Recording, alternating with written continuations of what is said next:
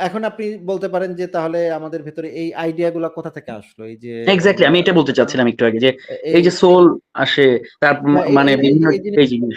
এই হ্যাঁ, জিনিসগুলোর আসলে উৎপত্তি কিভাবে? এইগুলোর উৎপত্তি মানে সমাজবিজ্ঞানীরা যে জিনিসগুলা বলেন যে এই জিনিসগুলোর উৎপত্তি অনেক আগে, যখন আমরা গুহা যুগে বসবাস করতাম সেই সময় এই জিনিসগুলোর উৎপত্তি। কিভাবে? এটা মানে প্রাণী জগতের মধ্যেও এই ধরনের কিছু, কিছু ধারণা আছে। যেমন ধরেন গুহা যুগে যখন আমরা বসবাস করতাম তখন আমরা যখন মানুষেরা যখন দেখতাম যে আমাদের প্রিয় কোনো একজন মানুষ মারা গেছে। মনে করেন হ্যাঁ, আমার মা মারা গেছে, হ্যাঁ? আমি তো তাকে ভালোবাসতাম, অনেক ভালোবাসতাম। তার স্মৃতি আমার কাছে আছে। সে নাই, কিন্তু তার স্মৃতি তো আমার কাছে আছে। এখন আমার মস্তিষ্কের ভেতরে সেই স্মৃতিগুলো রয়ে গেছে। বা আমাদের পূর্বপুরুষের, আমাদের বাবা, দাদা, নানা যে আমাকে খুব ভালোবাসতো, আমার বড় ভাই বা আমার আত্মীয়স্বজন যাকে আমিও তাকে খুব ভালোবাসতাম, সেও আমাকে খুব ভালোবাসতো। এরকম মানুষটা মারা গেছে কিন্তু তার স্মৃতিগুলো আমার মাথার ভেতরে আছে। এখন এই স্মৃতিগুলা কি করে? স্মৃতিগুলা মাঝে, মাঝে আমাকে পুরোনো দিনে নিয়ে যায়। পুরোনো দিনে ফেরত নিয়ে যায়। যেমন আমি মাঝে, মাঝে স্বপ্ন দেখি। প্রাচীন গুহা যুগের মানুষও এই একইভাবে তাদের মৃত বাবা-মাকে স্বপ্ন দেখতো বা তাদের মানে প্রিয়জনকে স্বপ্ন দেখতো। কারো বউ মারা গেছে বা কারো সন্তান মারা গেছে।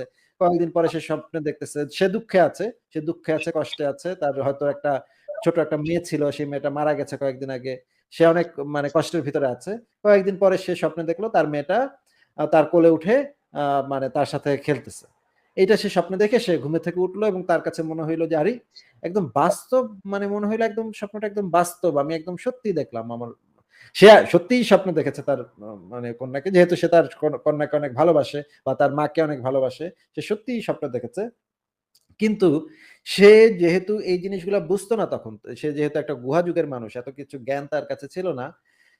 তার কাছে স্বপ্নগুলা খুবই বাস্তব মনে হতো এবং মনে হতো যে আসলেই তার সন্তানটা তার গুহাতে আজকে দুপুরে খেলতে এসেছিল। সে দুপুরে যখন একটু ঘুমায় ছিল, তখন তার সন্তানটা খেলা করে চলে গেছে। বা সে যখন তার ছোট মেয়েটার একটা খেলনাটা দেখলো, সেই খেলনাটা দেখে তার কাছে মনে হইল যে এই খেলনাটার জন্যই হয়তো বাচ্চাটা আবার ফেরত এসছে। তাকে তো আমি কবর দিয়েছিলাম, সে আবার কিভাবে ফেরত আসলো? তাকে তো আমি নিজের চোখে দেখলাম যে একটা বাঘ আমার বাচ্চাটাকে কামড়ে খেয়ে ফেলতেছে। কিন্তু আমি কালকে রাত্রে স্বপ্নে দেখলাম যে সে তার ছোট পুতুলটা নিয়ে এখনো খেলতেছে। তার মানে নিশ্চয়ই কোনো একটা কিছু তার ভিতর, এই ধারণাটা সেই প্রাচীনকালের মানুষের ভিতরেই, গুহা যুগের মানুষের ভিতরেই এই জিনিসটা ডেভেলপ করেছিল যে তারা তো এটার ব্যাখ্যাটা দিতে পারছিল না যে কিভাবে আমি তাকে স্বপ্ন দেখলাম বা স্বপ্নটা এত বাস্তব কেন মনে হইল।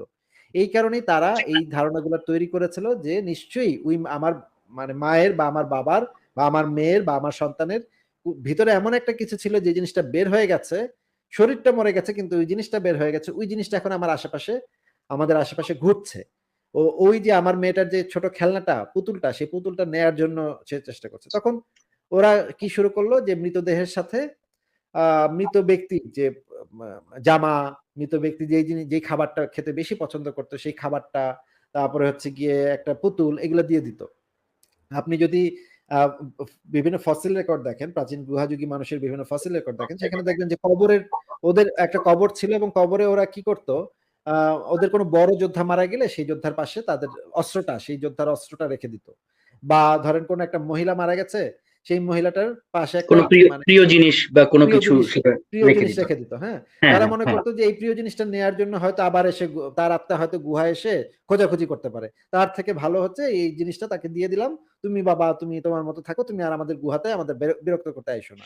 হ্যাঁ? তাদের কাছে এই ধারণাটা ডেভেলপ করেছিল যে তার ভেতরে একটা মানুষের ভেতরে একটা কিছু একটা থাকে, যেটা মৃত্যুর মাধ্যমে বের হয়ে যায়। আবার মাঝে, মাঝে মানুষ এরকমও স্বপ্ন দেখত যে আমি আ ঘুমায়ে আছি গুহাতে, কিন্তু আমি স্বপ্নে দেখতেছি আমি মনে করেন একটা ঝর্ণার পাশে গোসল করতেছি। তখন মানুষের কাছে মনে হইতো যে, "আরে আমি তো গুহাতে ঘুমায়ে আছি। আমি কিভাবে দেখলাম ঝরণাতে গোসল করতেছি?" তখন তাদের কাছে মনে হইতো হয়তো আমার ভিতরে এমন একটা কিছু ছিল যেটা বের হয়ে গিয়ে ওই মানে ঝরণায় গোসল করে আসছে বা চিতাবাঘের সাথে ফাইট করে আসছে। এরকম কিছু একটা তার মনে হইতো। যেহেতু স্বপ্নগুলো অনেক বাস্তব তার কাছে মনে হইতো, এই কারণে সেই প্রাচীন গুহাবাসী মানুষের কাছে এই ধারণাগুলা ডেভেলপ করছিল যে এরকম একটা আত্মা থাকে মানুষের ভিতরে, সেটা বের হয়ে যায়। তাকে আবার প্রিয় জিনিসগুলা খাবারগুলা দিলে সে আবার মানে হয়তো উঠবে, উঠার পরে আপনি মিশরের যে ইসের ভিতরে যে মানে ফারাওনদের যে মমিগুলা আছে সেই মমিগুলার ইসেও দেখবেন। মমিগুলার পাশে কিন্তু খুব সুন্দর, সুন্দর খাবার-দাবার দিয়ে দেওয়া হতো, সোনা-টোনা দিয়ে দেওয়া হতো। মানে গয়নাগুলা দিয়ে দেওয়া হতো। কারণ তারা মনে করতো এই লোকটা আবার উঠবে। হ্যাঁ? এই মমি থেকে আবার তাদের ফারাও আবার জীবিত হবে। এই জিনিসগুলা প্রাচীনকালের মানুষরা মনে করত এবং মনে করে তারা এই জিনিসগুলা তাদের ভেতরে এই ধারণাগুলা ডেভেলপ করেছিল। কিন্তু এই ধারণাগুলোর তো আদৌ কোনো ভিত্তি নাই।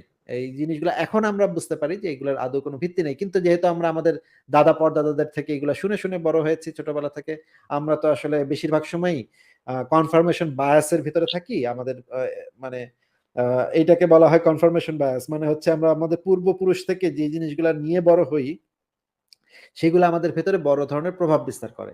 এই কারণে আমি মনে করি যে এইগুলা মানুষের কুসংস্কার, আদিম কুসংস্কার, এগুলার আসলে বাস্তব কোনো ভিত্তি নেই। আর যদি আপনি মনে করেন যে হ্যাঁ, এগুলার বাস্তব ভিত্তি আছে তাহলে আমাকে প্রমাণ করতে পারেন। প্রমাণ দেন। অসুবিধা কি? না, আমি তো আসলে আমি আপনার কাছে ওটাই জানতে চাচ্ছিলাম যে আপনাদের ধরেন আপনি আপনি এই যে যেটা আমাকে বললেন, আমরা তো ধরেন সবাই যারা বিভিন্ন ধর্ম বিশ্বাস করে আসি বা বিভিন্ন ধর্ম বিশ্বাস করি। হ্যাঁ, আমি কোনো স্পেসিফিক কারো কথা বলছি না, সবাই তো কোনো না কোনো একটা কিছু মনে করে যে হ্যাঁ মৃত্যুর পর এটা হবে বা আহ, এটা হয়ে আসছে, এরকম হয়ে আসছে। তো এই কারণে আমি অ্যাকচুয়ালি জানতে চাচ্ছিলাম যে যদি যুক্তি তর্ক বা ওইভাবেই যদি কোনো কিছু ইয়ে থাকে, আপনার মতবাদটা কি বা আপনার আহ ইয়েটা কি, চিন্তা ভাবনাটা কি, যে অ্যাকচুয়ালি তাহলে মৃত্যুর পর কি হয়। তো এটা তো মানে আমি যদি আপনার কথা অনুযায়ী যদি আমি বলতে চাই যে এক কথায় যে আহ, মৃত্যুর পর আমি নাই, মানে আমার আমার ওখানেই আমার শেষ, ওটার পরে আমার আর কোনো কিছুই নাই। আর পৃথিবীর মতো চলবে, আমার পরের যারা জেনারেশন আছে তারা তাদের মতো হবে, তাদেরও প্রত্যেকটা ইন্ডিভিজুয়াল যখন মরে যাবে, ডেথ আর কি, ফিজিক্যাল ডেথ, মানে ওইটাই শেষ, তার একদম দি এন্ড। এই তো। হ্যাঁ, হ্যাঁ, এটাই। কিন্তু এটা মেনে নেওয়াটা অনেক মানুষের জন্য একটু কষ্টকর যে আমার অস্তিত্ব একদম শেষ হয়ে যাবে। আমি আর আমার বাবাকে দেখতে পাবো না, আমি আমার মাকে দেখতে পাবো না। আমি আর পৃথিবীতে এই এত সুন্দর পৃথিবীতে আমি আর কখনো দেখতে পাবো না, কিছুই দেখতে পাবো না। আমার অস্তিত্ব একদম শেষ। এইটা মেনে নেয়া অনেক মানুষের জন্যই একটু কঠিন। তো কিন্তু আমি মনে করি যে মানে একজন যুক্তিবাদী মানুষ হিসেবে সত্যটাকে স্বীকার করে নেয়াই ভালো, স্বীকার করে নেয়াই উচিত। এটা যদি শুনতে খারাপ লাগে বা মানে আ কঠিনও লাগে, তারপরেও এটা সত্যটা তো সত্য। এখন একটা মিথ্যা প্রলোভনের উপরে বেঁচে থাকার তো কোনো আসলে আমি কোনো কারণ দেখি না।